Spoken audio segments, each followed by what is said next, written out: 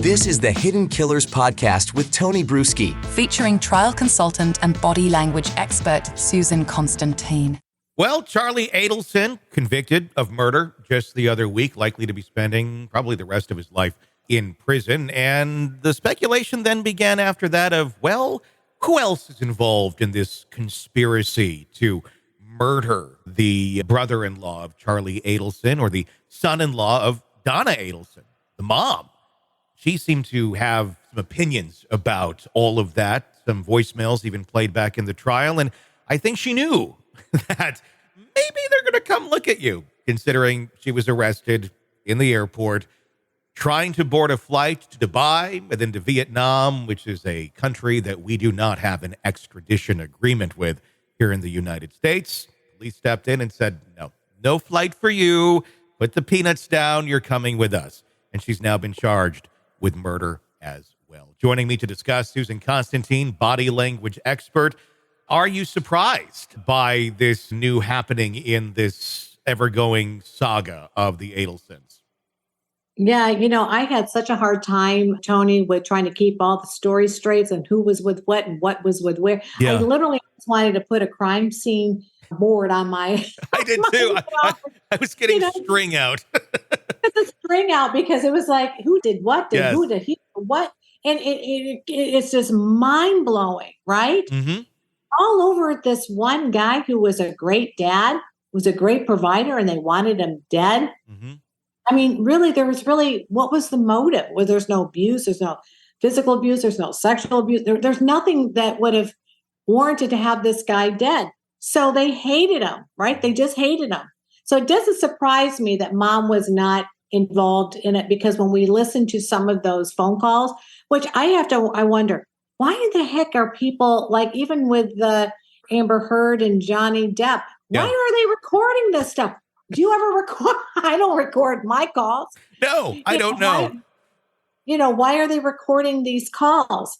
And because they're going to be used against you. So, and they spoke in code. So all of those code languages are suspect to why are they spoken in code? If they're spoken in code, the logical explanation is because it's code language for something that needs to be hidden. Yeah. So it's just that simple, right? So, and then the second part of that is she leaves, right? Yeah. She escapes and goes to another country, tries to get out of the country, because why wouldn't she? If you're guilty, you would run. If you're innocent, you would stay and fight it out. No, that's not what happened. She's going to, so I'm amazed at why on earth they would go to such great lengths to have this person dead to begin with. That is just beyond, it's incomprehensible, the amount of hatred or even greed to want to have him dead, to get them out of their way. What's wrong with getting a divorce? Did they ever think about divorce? It really feels like, because they weren't getting their way, they were going to do anything they possibly could to have their way. And if that meant killing somebody, looks like it meant killing somebody. I mean, there's a lot of couples who face these sort of issues where while the children are young, look, if both parents are good parents, it's a good thing to have both of them around. I can see if he was an abuser or something like that, not to kill him, but you'd have more argument in court. I think they knew they had no argument. He was a good dad. No court is going to say, yeah, go ahead, move away, take him away from dad when he's a good father and he wants to be a father. So their only recourse, I guess, their thought was to get rid of him. I want to read you some of the emails that have come about into evidence and get your take on them. This is Donna Adelson allegedly writing to her daughter, the ex-wife of the man who is now dead, Dan Markle.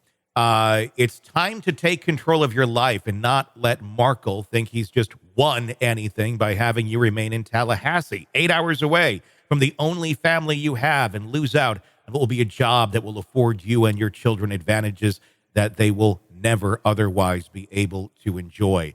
Let's show this explicitive. What will make him absolutely miserable? You know his weak points: money, religion, control. And this is where it gets interesting. You have 5 weeks before your court date, she wrote, underlining that portion of the text. I know you have a job that keeps you very busy. However, the rest of your life, and consequently, Dad, mine, and yes, even Charlie's, will be affected by how well you can perform, act before July 31st. What's your take on that? Oh, ouch. Boy, oh boy. This reminds me of a case that I worked on myself where the mother was the ringleader. It's really, I think it's all been controlled more from her than anybody. Yeah. Right? What she wanted. And you think about a group, they're stronger with numbers. And you know, your mom's a big influencer, right? Mom or your dad are a big influencer. That I think that given the situation, not that Charlie was not, of course, involved because we know that he was found guilty, but the fact that mom was able to have so much power and control over Charlie being even a successful dentist, and he's obviously a very smart guy. What is going on with that mother-son dynamic? Yeah. Right? Yeah. So they're stronger with numbers, but when she says, basically you need to be doing something, you got 5 weeks. It's like, I'm putting you, right now you've got 5 weeks to figure it out. And she's sending command. Yeah. She's demanding him to take action. So what does he do? He starts thinking about, when you start to think about it, I call it a cancer. You get one person's disgruntled.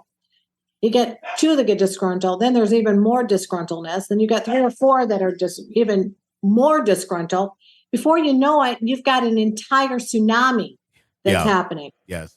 And I think that's what's happening here. They've fueled each other. And they were somehow able to convince each other what they were doing was good. And we had to get rid of him because he's the problem. So sorry for my new puppy that's barking in the background. All good. So anyway, I think mom's a ringleader. I think she's going to go down. She's going to go down with him. And then they can start writing letters to one another from one prison to the other. So they can still maintain their mother and son relationship. I mean, this seems like what like books are written on when we're talking about narcissistic parents and narcissistic abuse, which I guess would also explain what enabled Charlie and who knows who else within that family. I would not be surprised if more charges are brought to be able to have those conversations like this, to be able to even, put that on the table at some point and go, maybe this is an option of killing someone. If you're brought up that way, your odds of also performing that way or living out life that way in such a narcissistic level certainly increase. It just seems like maybe the fruit is not falling very far from the tree in terms of reasoning with what we're learning about mom here. Yeah, it's power and control. It's all boiled down to power and control. So mom, I don't know about dad, but mom is the ringleader. What her motivation is because she's very vindictive, right? She does that power and control over the people. Narcissism, is a very interesting and very complex because there's many different layers of it. And a lot of times that there's other diagnoses that go with it, with borderline personality disorders, etc. Yeah. And when just the actual mindset of how what it would take to get a normal, healthy brain to think that way, that narcissism didn't just evolve as she's older. That is something that has been conditioned through her entire life. No one wakes up being a narcissist. Yeah. It's because she's gotten away with her power and control and she got something from it.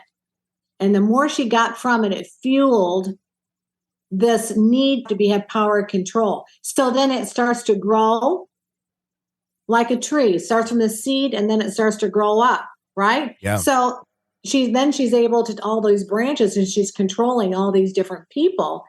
And the people, all of them around her, have fallen underneath her spell because she's already preconditioned them throughout their early lives to where they are now. You do what mom tells you to do because mom says so. And that's it.